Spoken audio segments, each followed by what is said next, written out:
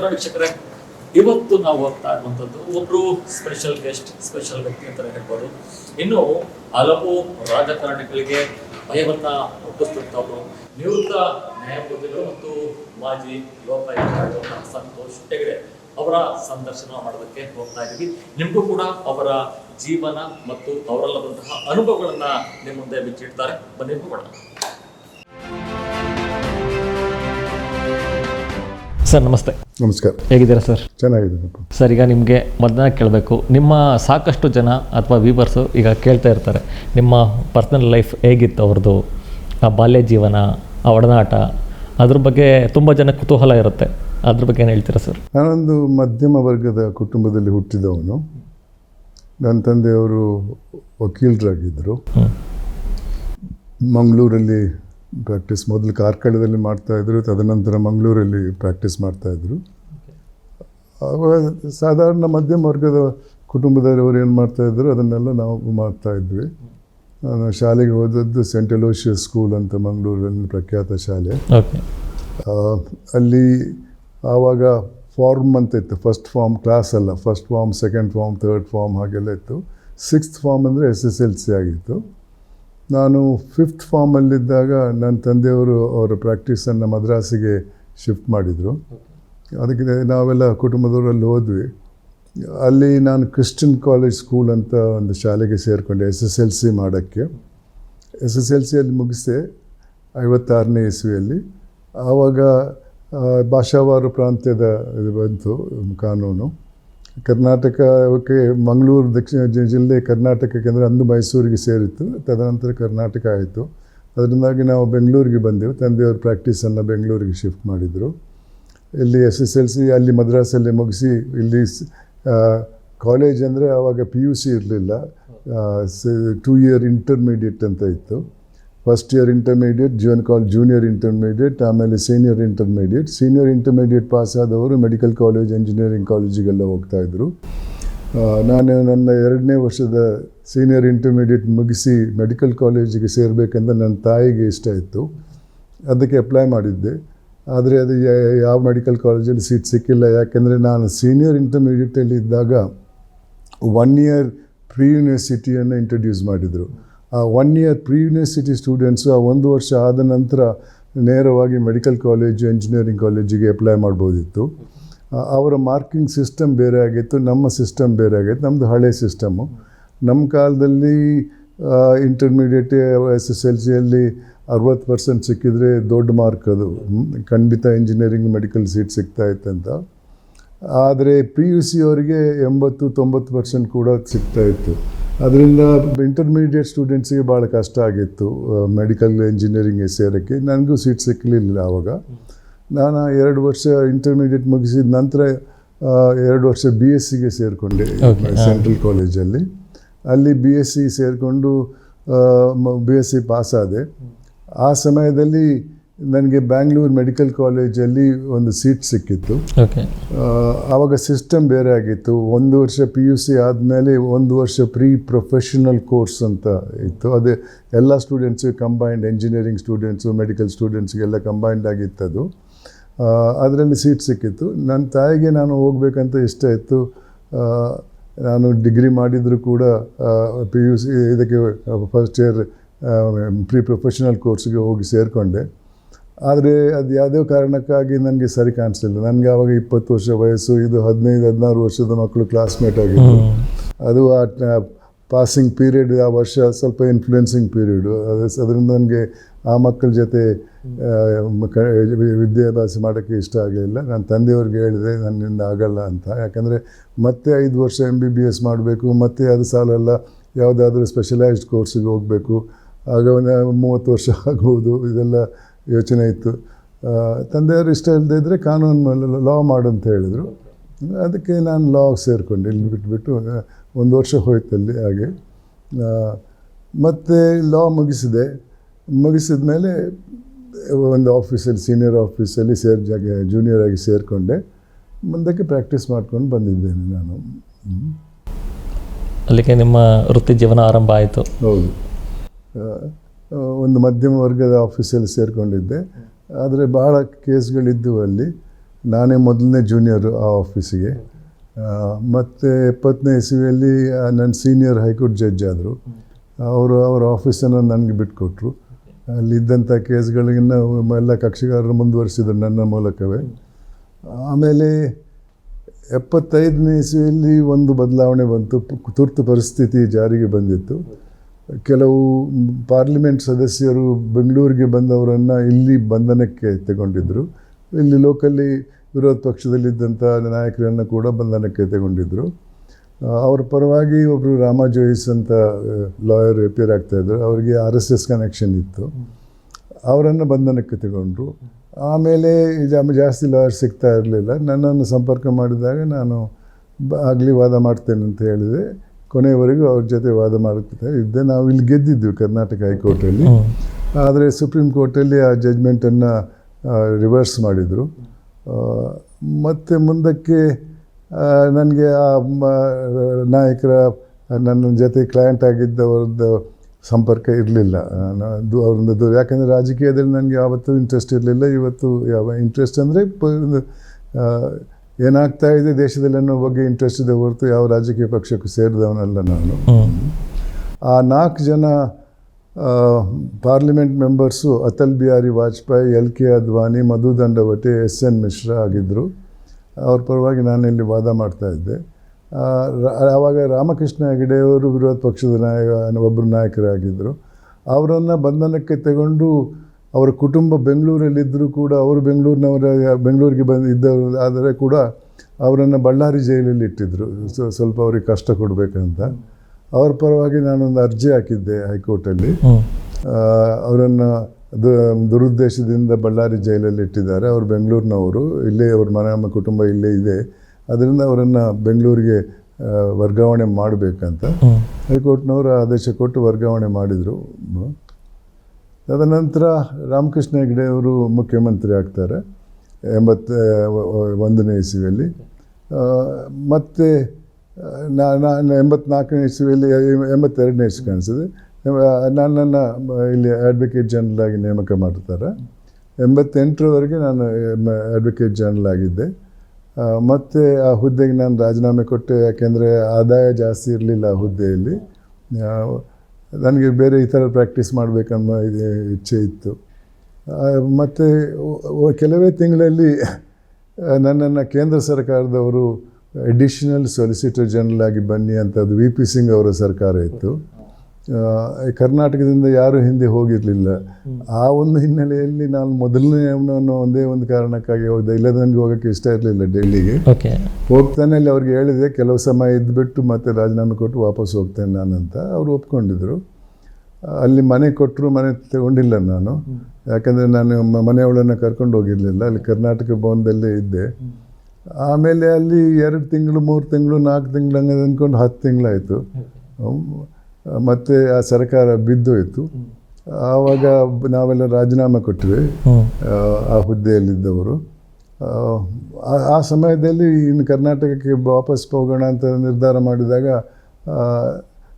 ನನ್ನ ಮೇಲೆ ವಿಶ್ವಾಸ ಇದ್ದಂಥ ಕೆಲವು ಹಿರಿಯರು ಹೇಳಿದರು, ಇಲ್ಲ ಇಲ್ಲಿ ಕರ್ನಾಟಕದಿಂದ ಹಿರಿಯ ಲಾಯರ್ ಯಾರೂ ಇಲ್ಲ, ನೀನೇ ಇಲ್ಲಿ ಮುಂದುವರಿಸು ಅಂತ ಹೇಳಿದರು. ಅದು ಒಂದು ರೀತಿಯಲ್ಲಿ ನನಗೆ ಪ್ರೇರಣೆ ಆಯಿತು. ಮತ್ತು ನನ್ನ ಮನೆಯವಳನ್ನು ಬರೋಕ್ಕೆ ಹೇಳಿದೆ, ಇಲ್ಲೇ ಪ್ರಾಕ್ಟೀಸ್ ಮಾಡೋಣ ಅಂತ. ಅಲ್ಲೇ ಕಂಟಿನ್ಯೂ ಮಾಡಿದೆ 89ರಿಂದ. 98ರಲ್ಲಿ ಅಟಲ್ ಬಿಹಾರಿ ವಾಜಪೇಯಿ ಅವರ ಸರ್ಕಾರ ಅಧಿಕಾರಕ್ಕೆ ಬಂತು. ಅವ್ರು ನನ್ನನ್ನು ಮರ್ತಿರಲಿಲ್ಲ ಕಾಣಿಸ್ತದೆ. ನನ್ನನ್ನು ಸೊಲಿಸಿಟರ್ ಜನರಲ್ ಆಫ್ ಇಂಡಿಯಾ ಆಗಿ ನೇಮಕ ಮಾಡಿದರು. ಕರ್ನಾಟಕದಿಂದ ಆ ಹುದ್ದೆಗೆ ಹೋದವನು ಇಷ್ಟರವರೆಗೆ ನಾನು ಒಬ್ಬನೇ, ಇನ್ಯಾರೂ ನೇಮಕ ಆಗಿಲ್ಲ ಆ ಹುದ್ದೆಗೆ. ಆ ಹುದ್ದೆಯಲ್ಲಿದ್ದಂಥ 10-11 ತಿಂಗಳಲ್ಲಿ ನನಗೆ ಭಾರತದ ಮುಖ್ಯ ನ್ಯಾಯಾಧೀಶರು ಸುಪ್ರೀಂ ಕೋರ್ಟ್ ನ್ಯಾಯಾಧೀಶನಾಗಿ ಬಾ ಅಂತ ಕರೆದ್ರು. ನನಗೆ ಇಷ್ಟ ಇರಲಿಲ್ಲ, ಯಾಕೆಂದರೆ ಪ್ರಾಕ್ಟೀಸ್ ಚೆನ್ನಾಗಿತ್ತು.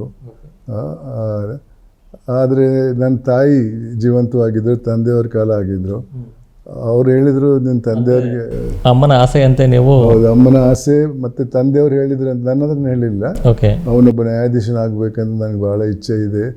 ಆದರೆ ಅವನು ಹೈಕೋರ್ಟಲ್ಲಿ ನ್ಯಾಯಾಧೀಶರ ಆಫರ್ ಬಂದಾಗ ತಗೊಂಡಿರಲಿಲ್ಲ. ಆ ಹಿನ್ನೆಲೆಯಲ್ಲಿ ಏನಾದರೂ ಒಂದು ಸಂದರ್ಭ ಬಂದರೆ ಅವನು ಆಗಬೇಕಂತ ಹೇಳಿದರು. ಅಂತ ಅದನ್ನು ಒಪ್ಕೊಂಡು ಸರಿ ನಾನು ನ್ಯಾಯಾಧೀಶನಾದೆ. ಸುಮಾರು 6 ವರ್ಷ ನ್ಯಾಯಾಧೀಶನಾಗಿದ್ದೆ. ತದನಂತರ ನಿರ್ವರ್ತನಾದ ನಂತರ ನನಗೆ ಕೇಂದ್ರ ಸರ್ಕಾರದವರು ಬೇರೆ ಒಂದು ಹುದ್ದೆಗೆ ಅಲ್ಲಿ ಕರೆದಿದ್ರು. ಒಂದು ಟ್ರೈಬ್ಯುನಲ್ ಚೇರ್ಮನ್ ಆಗಿ ಕರೆದಿದ್ರು. ಅದು ಬೇರೆ ಬೇರೆ ರೀತಿಯಲ್ಲಿ ಟ್ರೈಬ್ಯುನಲ್ಲು TDSAT ಅಂತ, ಟೆಲಿಕಮ್ಯುನಿಕೇಷನ್ ಡಿಸ್ಪ್ಯೂಟ್ಸ್ ಅಪೀಲೇಟ್ ಟ್ರೈಬ್ಯುನಲ್ ಅಂತ. ಅಲ್ಲಿ ನಾನಿದ್ದು 1 ವರ್ಷದಲ್ಲಿ ನನಗೆ ಇಲ್ಲಿಂದ ಕರೆ ಬಂತು, ಲೋಕಾಯುಕ್ತ ಹುದ್ದೆ ಖಾಲಿಯಾಗಿದೆ, ನೀವು ಬರಬೇಕಂತ. ನನಗೂ ಬೆಂಗಳೂರಿಗೆ ಬರಬೇಕಂತ ಇಷ್ಟ ಇತ್ತು. ನಾನು ಬೇರೆ ಏನು ಮಾಡೋಕ್ಕಾಗಲ್ಲ, ಒಂದು ಸಲ ಸುಪ್ರೀಂ ಕೋರ್ಟ್ ನ್ಯಾಯಾಧೀಶನಾಗಿದ್ದವನು ಪ್ರಾಕ್ಟೀಸ್ ಮಾಡೋಕ್ಕಾಗಲ್ಲ. ಅದರಿಂದ ಅದನ್ನು ಬೇಗ ಒಪ್ಕೊಂಡ್ಬಿಟ್ಟು ಬಂದೆ ನಾನು ಇಲ್ಲಿಗೆ. 5 ವರ್ಷ ಲೋಕಾಯುಕ್ತನಾಗಿದ್ದೆ, ನಿವೃತ್ತನಾಗಿದ್ದೇನೆ ಇವಾಗ. ಸರ್, ನಿಮ್ಮ ವೈವಾಹಿಕ ಜೀವನದ ಬಗ್ಗೆ ಹೇಳೋದಾದ್ರೆ? ನಾನು ಮದುವೆ ಆದದ್ದು ಪಂಜಾಬಿಯನ್ನು, ಒಬ್ಬಳನ್ನು ಪ್ರೀತಿಸಿ ಮದುವೆ ಆದದ್ದು ನಾನು. ಇನ್ನೂ ನಮ್ಮ ಮದುವೆ ಮುಂದುವರಿತಾ ಇದೆ. ಇವಾಗ 54 ವರ್ಷ ಆಯಿತು. ಓಕೆ. ಜೀವನ ನಡೀತಾ ಇದೆ, ಮಕ್ಕಳಿಲ್ಲ. ಆದರೂ ಕೂಡ ಯಾವುದೇ ಒಂದು ಇದಿಲ್ಲ, ಬೇಜಾರಿಲ್ಲ ಮನಸ್ಸಿಗೆ. ಈ ಪ್ರೀತಿ ಆಗಿದೆ ಸರ್? ಅವಳ ಅಣ್ಣ ಮತ್ತು ನಾನು ಕ್ಲಾಸ್ಮೇಟ್ ಆಗಿದ್ವಿ ಬೆಂಗಳೂರು ಇಂಟರ್ಮೀಡಿಯೇಟ್ನಿಂದ BSc ಹಾಗೆ ಪರಿಚಯ ಆಗಿತ್ತು. ಮತ್ತು ನಾನು ಕಾನೂನಿಗೆ ಸೇರಿದಾಗ ಆದಾಯ ಅಷ್ಟಿರಲಿಲ್ಲ. ಏನು ಸೀನಿಯರ್ ಕೊಡ್ತಾಯಿದ್ರು ಅದೇ ಆದಾಯ ಆಯಿತು. ತಂದೆಯವರ ಮನೆ ಇತ್ತು. ತಂದೆಯವರು ಸುಪ್ರೀಂ ಕೋರ್ಟಿಗೆ, ಡೆಲ್ಲಿ ಹೈಕೋರ್ಟು ಮೊದಲನೇ ಮುಖ್ಯ ನ್ಯಾಯಾಧೀಶರಾಗಿ ಸುಪ್ರೀಂ ಕೋರ್ಟಿಗೆ ಹೋಗಿದ್ದರು. ಆದರೂ ಆದಾಯ ಬೇಕಂತ ಅವಳಿಗೆ ಹೇಳಿದೆ, ಸ್ವಲ್ಪ ಸಮಯ ಕಾಯಬೇಕಾದಿತ್ತು ಅಂತ. ಅವಳು ಒಪ್ಕೊಂಡ್ಳು. ಮತ್ತು BSc ಮುಗಿಸಿ ಮತ್ತು ಅವಳು ಲಾ ಮಾಡಿದಳು. 69ನೇ ಇಸ್ವಿಯಲ್ಲಿ ತಂದೆಯವರೆಲ್ಲ ಬಂದು ಒಪ್ಕೊಂಡಿದ್ರು ಮದುವೆಗೆ. ಅವರ ಕುಟುಂಬದವರು ಎಲ್ಲ ಒಪ್ಕೊಂಡಿದ್ರು. ಮದುವೆ ಆಗಿದ್ದೇವೆ 69ರಿಂದ ಇವಾಗ 2024 ಮುಗಿತಾ ಬಂತು.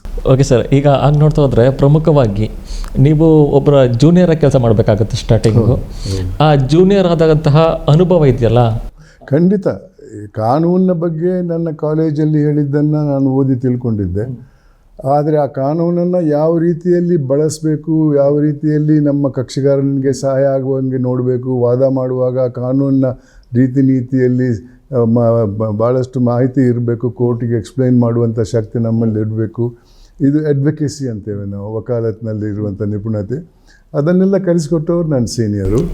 ಯಾಕಂದರೆ ನಾನು ಅಷ್ಟೇ, ಅದಕ್ಕಿಂತ ಮೊದಲು ನನ್ನ ತಂದೆಯವರು ನ್ಯಾಯವಾದಿ ಆಗಿದ್ದರೂ ಕೂಡ ನಾನು ಅವರು ಇದನ್ನು ಫಾಲೋ ಮಾಡಿರಲಿಲ್ಲ. ಯಾಕಂದರೆ ಕಾಲೇಜಲ್ಲಿ ಇದ್ದೆ ನಾನು.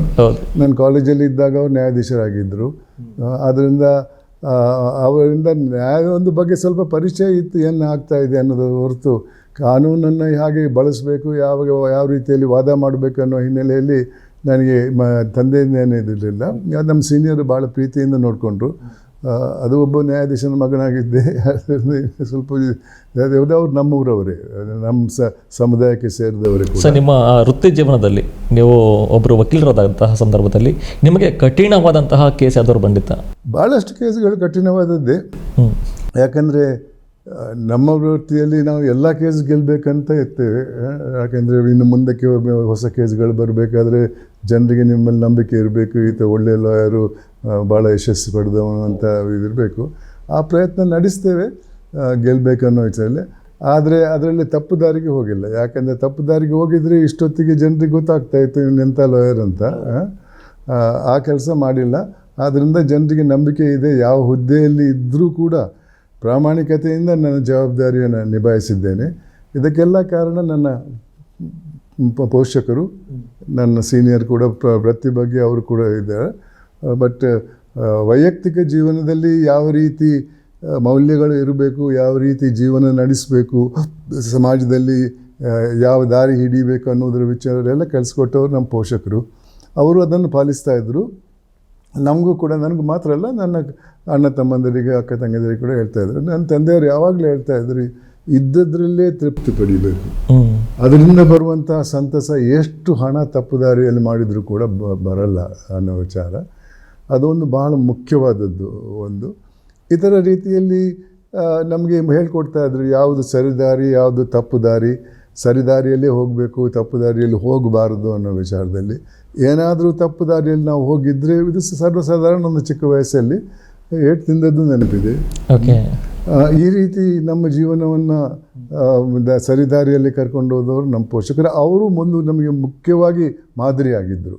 ಅವರು ಏನು ತಪ್ಪು ದಾರಿಯಲ್ಲಿ ಹೋಗ್ತಾ ಇರಲಿಲ್ಲ. ಈ ಹಿನ್ನೆಲೆಯಲ್ಲಿ ಜೀವನ ಚೆನ್ನಾಗಿ ಇತ್ತು. ನನ್ನ ಜೊತೆ ಇಬ್ಬರು ದೊಡ್ಡ ಅಣ್ಣನವರಿದ್ದರು, ಇದ್ದಾರೆ ಇವಾಗಲೂ. ಮತ್ತು 3 ಜನ ತಂಗಿಯಂದಿದ್ರು, ಅವಳು ಒಬ್ಬಳಿಲ್ಲ, ಮಿಕ್ಕಿದ್ದಿಬ್ಬರು ಇದ್ದಾರೆ. ನಾವು ಯಾರ ವೃತ್ತಿಯಲ್ಲೂ ಜೊತೆಯಲ್ಲಿಲ್ಲ. ಓಕೆ. ಪ್ರತಿಯೊಬ್ಬರು ಅವ್ರದ್ದೇ ತಮ್ಮದೇ ಆದ ವೃತ್ತಿಯಲ್ಲಿದ್ದಾರೆ. ನಮ್ಮದು ಯಾರ ಆಸ್ತಿ ಕೂಡ ಜೊತೆಯಲ್ಲಿಲ್ಲ. ಅವ್ರದ್ದೇ ಆದ ಸಂಪಾದನೆಯಿಂದ ಮಾಡಿದಂಥ ಆಸ್ತಿಗಳು ಅವ್ರದ್ದೇ ಇರ್ತದೆ, ಅವ್ರ ಮಕ್ಕಳಿಗೆಲ್ಲ ಇರ್ತದೆ. ಹೊರತು ನಮ್ಮ ಹತ್ರ ಆಸ್ತಿ ಇಲ್ಲ, ಬಿಸ್ನೆಸ್ಸಲ್ಲಿ ಜೊತೆಯಲ್ಲಿಲ್ಲ, ನಾವು ಒಂದೇ ಮನೆಯಲ್ಲಿ ಕೂಡ ಇಲ್ಲ.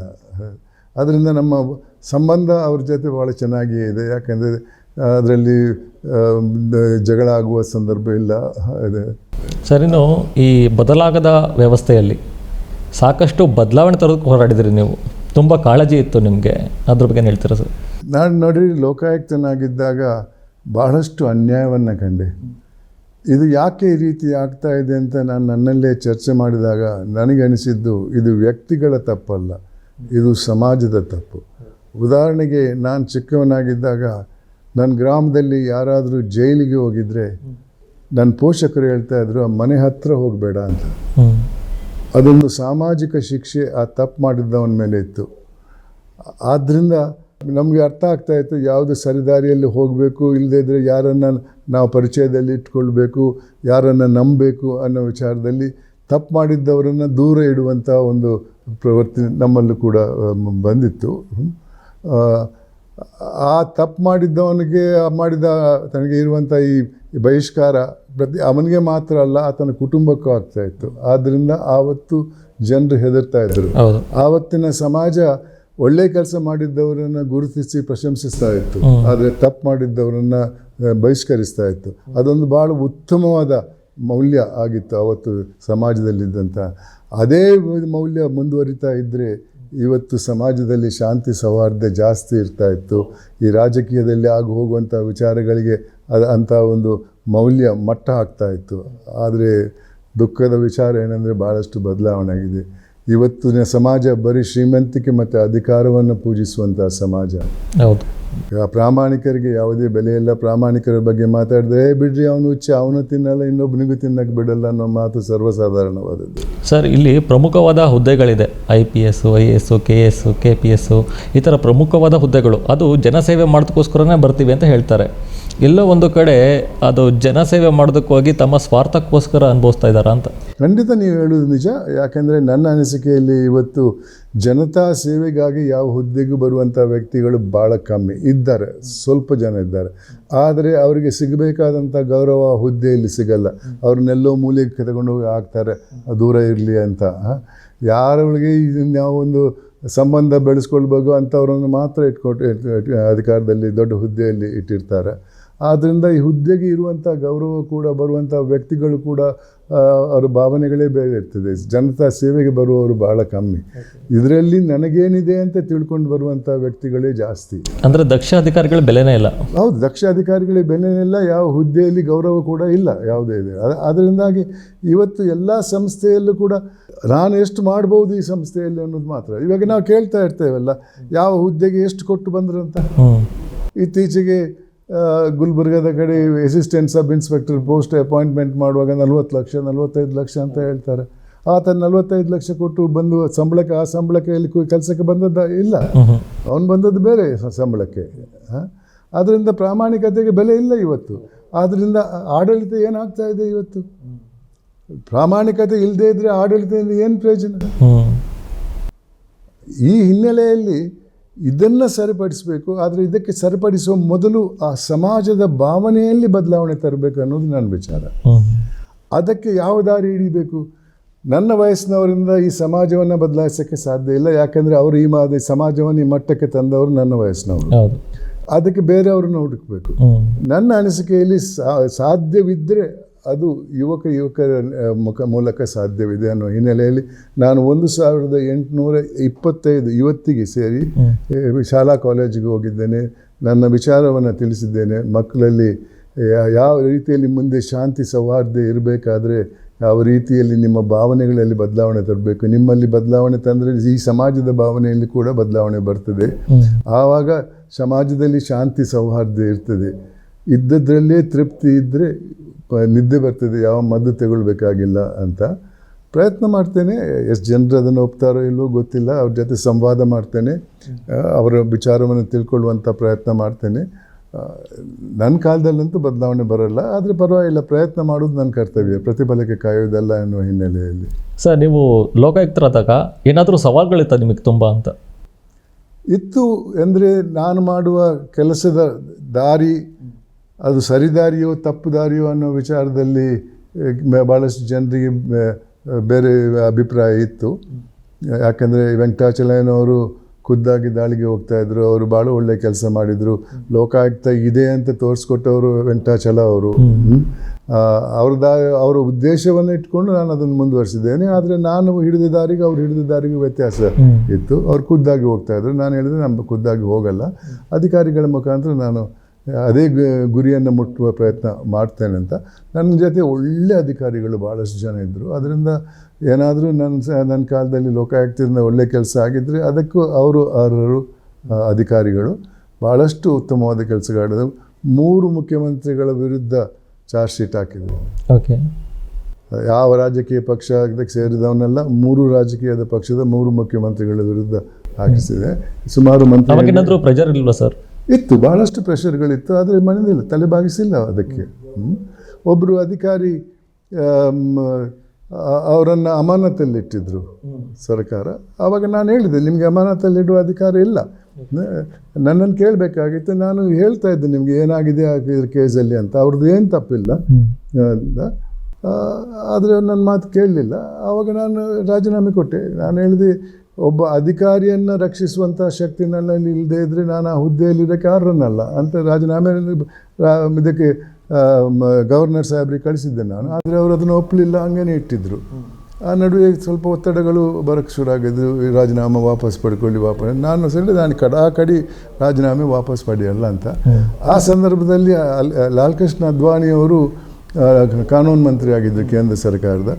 ಅವರು ಇಲ್ಲಿ ಎಮರ್ಜೆನ್ಸಿ ಕಾಲದಲ್ಲಿ ಜೈಲಲ್ಲಿದ್ದವರು. ಅವ್ರ ಪರಿಚಯ, ನಾನು ಅವ್ರ ಪರವಾಗಿ ವಾದ ಮಾಡಿದ್ದವನು, ಡೈರೆಕ್ಟಾಗಿ ಪರಿಚಯ ಇತ್ತು ನಾವು. ಅವ್ರು ನನಗೆ ಫೋನ್ ಮಾಡಿದರು, ಒಳ್ಳೆ ಕೆಲಸ ಮಾಡ್ತಾಯಿದ್ದೆಪ್ಪ, ಯಾಕೆ ನೀನು ಸುಮ್ಮನೆ ಈ ಒಂದು ಇದರಲ್ಲಿ ರಾಜೀನಾಮೆ ಕೊಡ್ತೀಯ ಅಂತ. ನಾನು ಹೇಳಿದೆ, ಸರ್ ನನ್ನ ಗೌರವಕ್ಕೆ ಧಕ್ಕೆ ಬಂದಿದೆ. ನಾನು ಹೇಳಿದ ಬೇಸಿಸಲ್ಲಿ ಅಧಿಕಾರಿ ವಿಚಾರಣೆಯನ್ನು ಮುಂದುವರಿಸಿದ್ದಾರೆ. ಆದರೆ ಇವರು ಬೇರೆ ಕಾರಣದಿಂದ ಅವರನ್ನು ಅಮಾನತಲ್ಲಿಟ್ಟಿದ್ದಾರೆ. ಈಗ ನನಗೆ ಯಾವ ರೀತಿ, ನಾನು ಅಧಿಕಾರದಲ್ಲಿ ಮುಂದುವರಿತಾ ಇರ್ತೇನೆ, ಅವರಿಗೆ ಪಾಪ ಯಾವುದೇ ಇದಿಲ್ಲ ಅಂತ.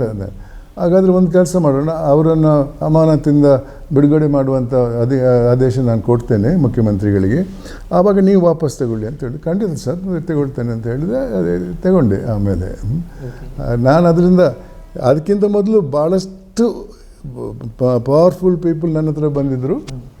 ನಾನು ಏನಕ್ಕೆ ನಾನು ಹೇಳಿದೆ, ಇನ್ನೊಂದು ಸಲ ಈ ವಿಚಾರಕ್ಕೆ ಇಲ್ಲಿ ಬಂದಿದ್ದರೆ ಮತ್ತೆ ಮನೆಗೆ ನೀವು ಹೋಗಲ್ಲ ಅಂತ ಹೇಳಿದ್ದೇನೆ.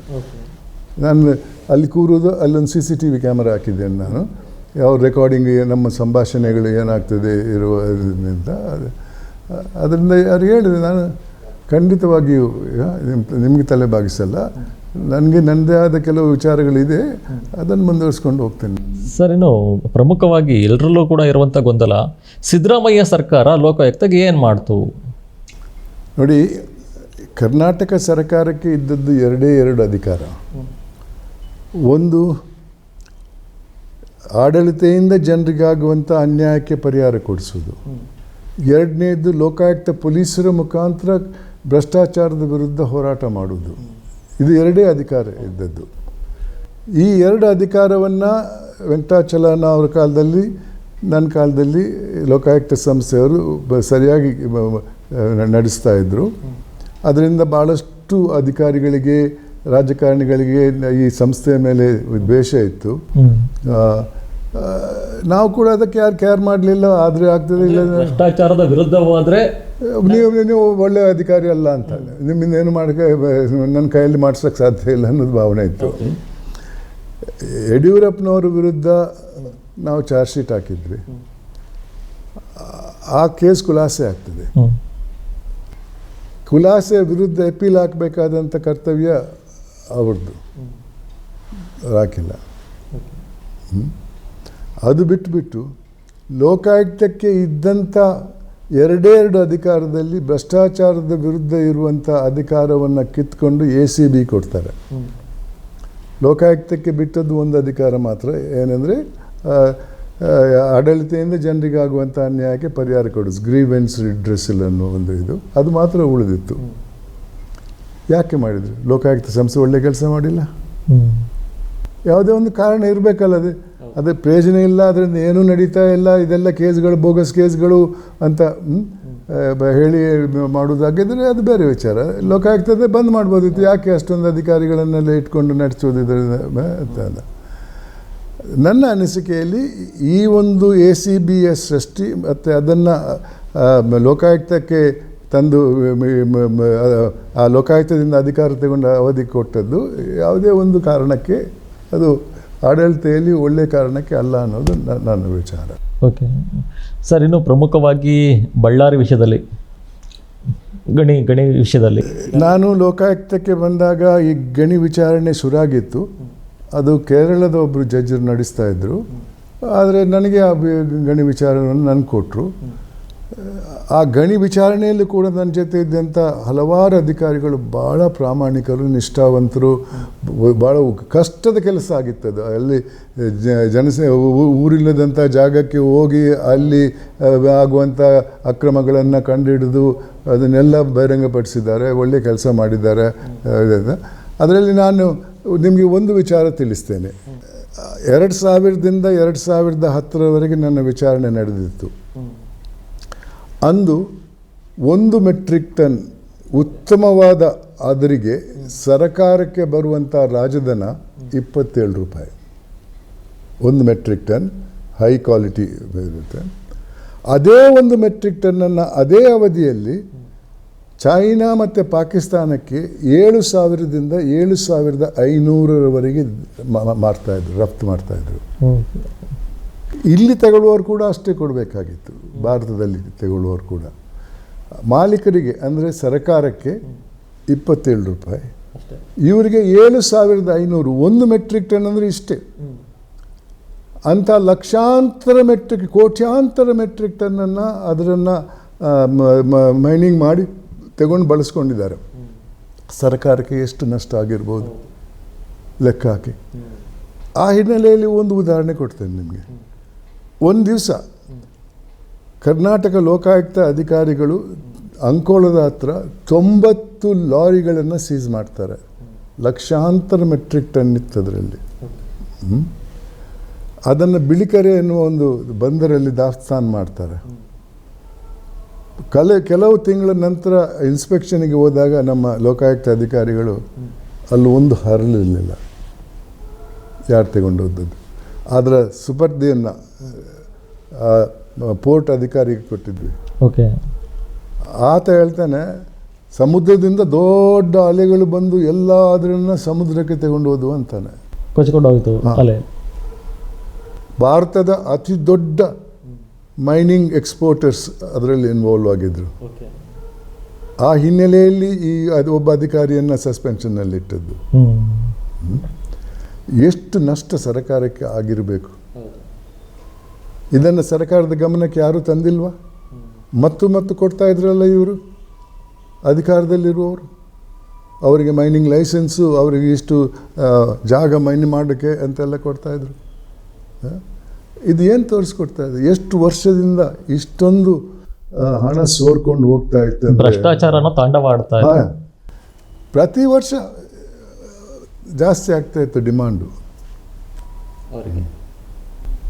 ಸರ್, ಇನ್ನು ಪ್ರಮುಖವಾಗಿ ಈಗಾಗಲೇ ನಾವು ನೋಡ್ತಾ ಇದ್ದೀವಿ, ಸರ್ಕಾರ ಮಟ್ಟದಲ್ಲಿ ಇದು ಕಡಿವಾಣ ಹಾಕೋದಕ್ಕಾಗೋದಿಲ್ವಾ ಅಂತ.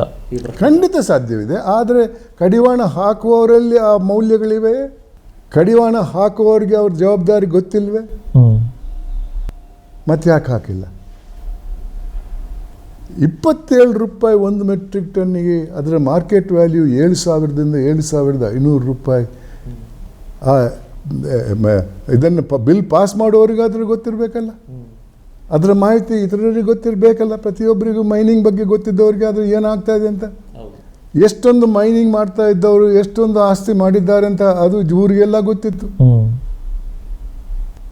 ಆದರೆ ಯಾರು ಅದಕ್ಕೆ ನಿರ್ಬಂಧ ಹಾಕೋಕ್ಕೆ ಪ್ರಯತ್ನ ಮಾಡಿದರು? ಯಾರು ಮಾಡಿಲ್ಲ. ಯಾಕೆಂದರೆ ಆ ನಿರ್ಬಂಧ ಅವ್ರಿಗೆ ಲಾಸ್ ಆಗ್ತಾ ಇತ್ತಲ್ಲ. ಸರ್, ಇನ್ನು ಪ್ರಮುಖವಾಗಿ ACP ಮತ್ತು EDಯಿಂದ ನಿರೀಕ್ಷಿತ ಕೆಲಸ ಆಗ್ತಾ ಇದೆಯಾ ಅಂತ? ನನ್ನ ಅನಿಸಿಕೆಯಲ್ಲಿ ಆಗ್ತಾ ಇದೆ.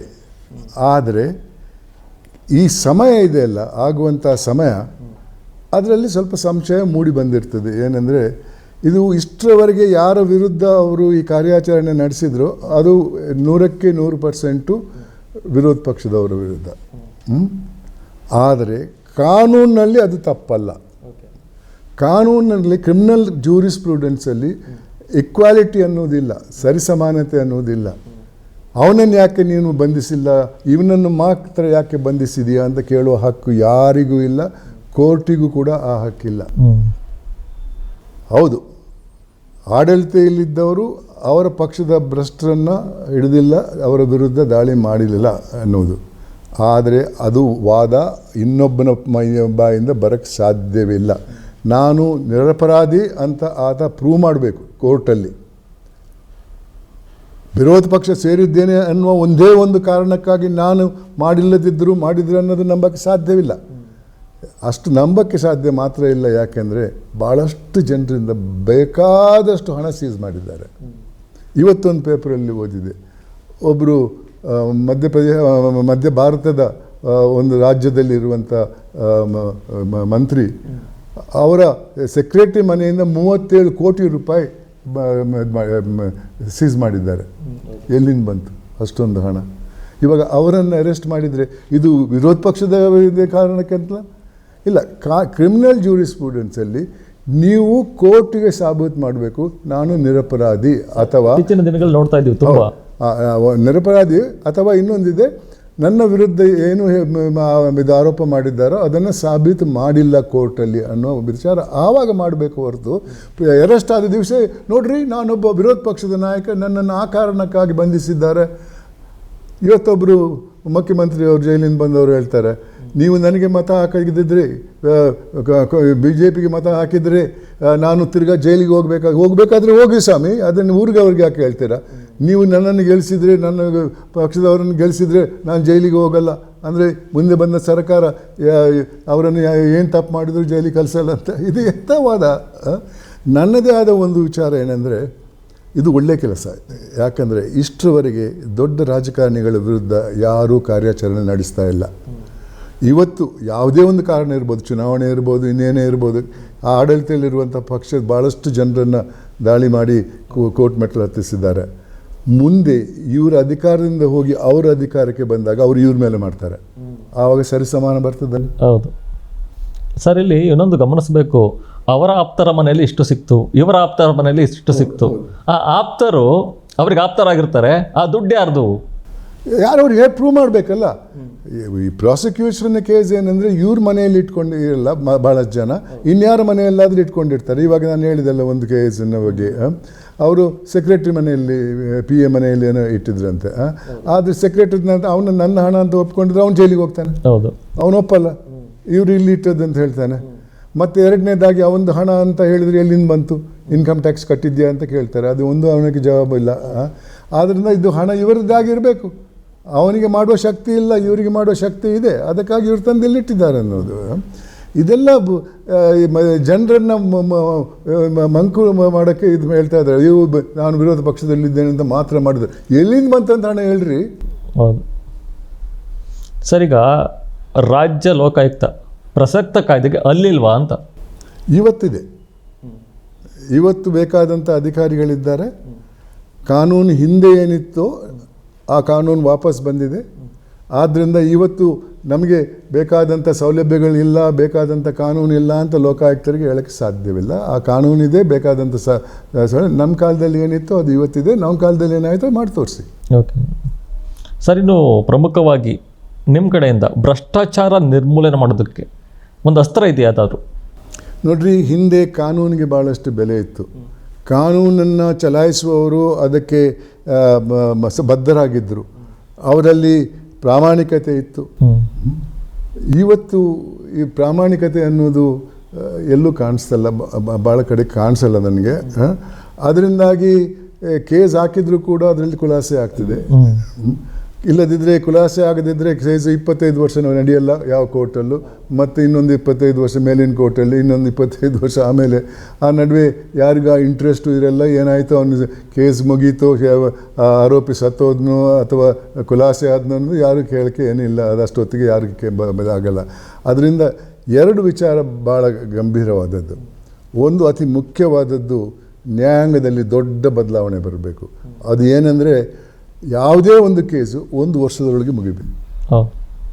ಎರಡನೇದ್ದು, ಇವತ್ತು ನಮ್ಮ ಸಿಸ್ಟಮಲ್ಲಿ trial court, appeal court, high court, supreme court 4 ಕೋರ್ಟ್ಗಳಿವೆ.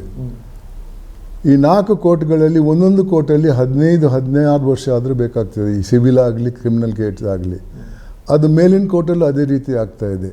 ಅದರಿಂದ 50-60 ವರ್ಷ ಹೋದರೆ ಆ ಕೇಸ್ಗೆ ಬೆಲೆ ಇರಲ್ಲ. ಅದರಿಂದ ತುರ್ತಾಗಿ ನಡೆಸಬೇಕು.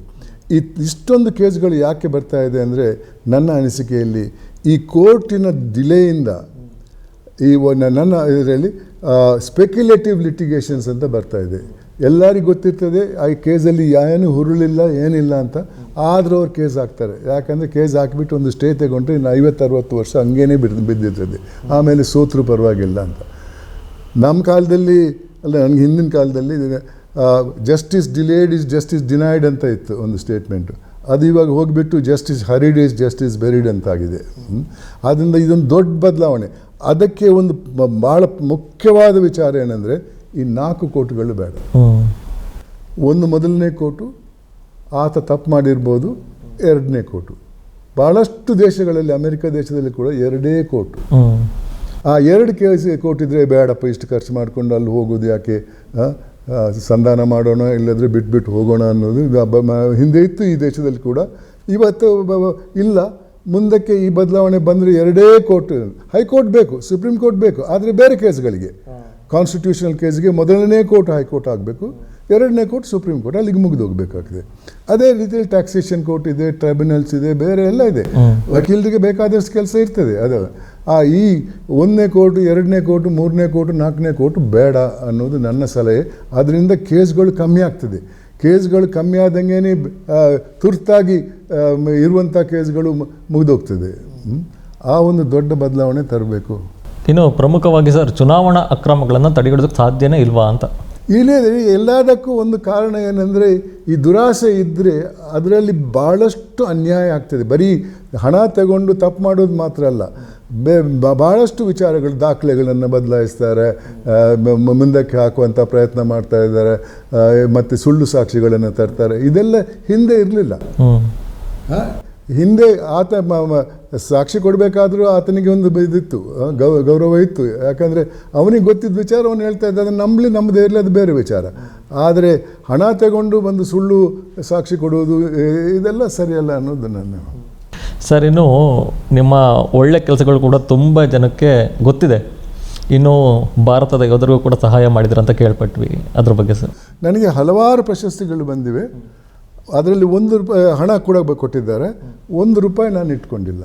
ಅದು 51,000 ಇರ್ಬೋದು. ಆದಿಚುಂಚನಗಿರಿ ಸ್ವಾಮಿಯವರು ಕೊಟ್ಟದ್ದು, ಕಮ್ಮಿ ಅಂದರೆ ಅದು.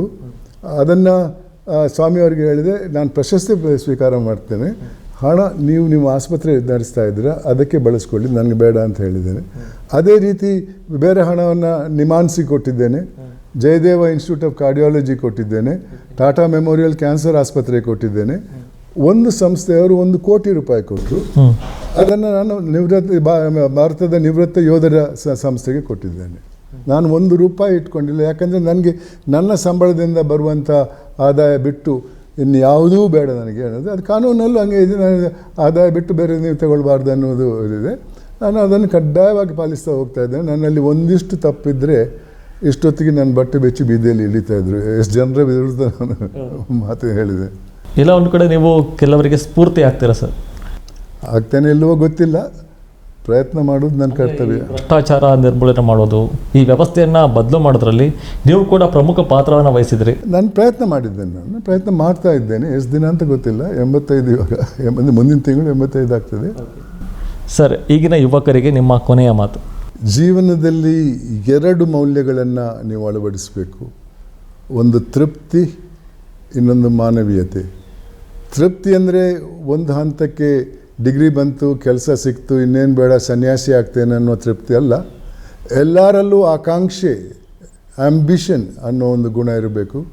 ಜಾಸ್ತಿ ಓದಬೇಕು, ಜಾಸ್ತಿ ಪ್ರಯತ್ನ ಮಾಡಬೇಕು, ಜಾಸ್ತಿ ಕೆಲಸ ಮಾಡಬೇಕು, ಮತ್ತು ಅದರಿಂದ ಬರುವಂಥ ಸಂಭಾವನೆಯನ್ನು ನೀವು ಕಾನೂನು ಚೌಕಟ್ಟಲ್ಲಿ ಬರುವಂಥ ಸಂಭಾವನೆಯನ್ನು ಅದರಲ್ಲಿ ನಿಮ್ಮ ತೃಪ್ತಿ ಇಟ್ಕೊಳ್ಬೇಕು ಹೊರತು ಎಲ್ಲದನ್ನು ಬರಬೇಕಾದನ್ನೆಲ್ಲ ದೂರ ಇಡುವಂಥ ತೃಪ್ತಿ ಅಲ್ಲ. ಇದು ಇದ್ದದ್ರಲ್ಲೇ ತೃಪ್ತಿ ಪಡೆಯುವಂಥ ಸಂತೆ. 2ನೇದ್ದು, ಎಂದಾದರೂ ಜೀವನದಲ್ಲಿ ಜಿಗುಪ್ಸೆ ಬಂದರೆ ಆತ್ಮಹತ್ಯೆ ಮಾಡಿಕೊಳ್ಬೇಡಿ.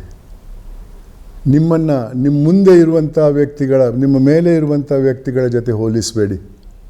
ನಿಮ್ಮ ಹಿಂದೆ ಇರುವಂಥ ವ್ಯಕ್ತಿಗಳನ್ನು ನೋಡಿ. ಎಷ್ಟು ಜನ ಕಣ್ಣಿಲ್ಲದೆ ಕೈ ಇಲ್ಲದೆ ಹುಟ್ಟಿದ್ದಾರೆ, ಎಷ್ಟು ಜನ 3 ಹೊತ್ತು ಊಟ ಇಲ್ಲದೆ ಬಳಲ್ತಾ ಇದ್ದಾರೆ, ಎಷ್ಟು ಜನ ನಿಮ್ಮ ಮಟ್ಟಕ್ಕೆ ಬರೆದವರಿದ್ದಾರೆ. ಅವ್ರಿಗಿಂತ ನೀವು ಉತ್ತಮರಲ್ಲವೇ? ದೇವರು ನಿಮಗೆ ಅಷ್ಟಾದರೂ ಕೊಟ್ಟಿದ್ದಾನಲ್ಲ. ಆ ಒಂದು ಭಾವನೆಯನ್ನು ಇಟ್ಕೊಳ್ಳಿ. 2ನೇದ್ದು, ಮಾನವೀಯತೆ ಅನ್ನುವ ಇನ್ನೊಂದು ಗುಣವನ್ನು ಅಳವಡಿಸಿ. ನಾವು ಹುಟ್ಟುವಾಗ ಮಾನವರಾಗಿಲ್ಲದಿದ್ದರೂ ಜೀವನ ಪಥದಲ್ಲಿ ಮಾನವೀಯತೆಯನ್ನು ಅಳವಡಿಸಿಕೊಂಡು ಸಾಯುವಾಗ ಮಾನವನಾಗಿ ಸತ್ತರೆ ಅದಕ್ಕೆ ಮೇಲ್ಪಟ್ಟಂಥ ಗೌರವ ಯಾವುದೂ ಇಲ್ಲ ಬಂಧುಗಳೇ. ಈ 2 ಮೌಲ್ಯಗಳಿದ್ದರೆ ಜೀವನದಲ್ಲಿ ಸಂತಸ ಇರ್ತದೆ, ಒಳ್ಳೆ ನಿದ್ದೆ ಬರ್ತದೆ, ಮದ್ದು ತಗೊಳ್ಬೇಕಾಗಿಲ್ಲ ಮಲಗೋಕ್ಕೆ. Okay sir, thank you. ಇಷ್ಟೊತ್ತು ನಿಮ್ಮ ಅನುಭವಗಳನ್ನು ನಮ್ಮ ಜೊತೆ ಹಂಚ್ಕೊಂಡ್ರಿ. ಧನ್ಯವಾದಗಳು ಸರ್. ಧನ್ಯವಾದ. ಎಸ್, ನೋಡೋದಲ್ಲ ವೀಕ್ಷಕರೇ, ಇದಾಗಿತ್ತು ಈ ಕ್ಷಣದ ಅಪ್ಡೇಟ್ಸ್. ನೋಡ್ತಾ ಇರಿ ಅಶೋಕ ನ್ಯೂಸ್.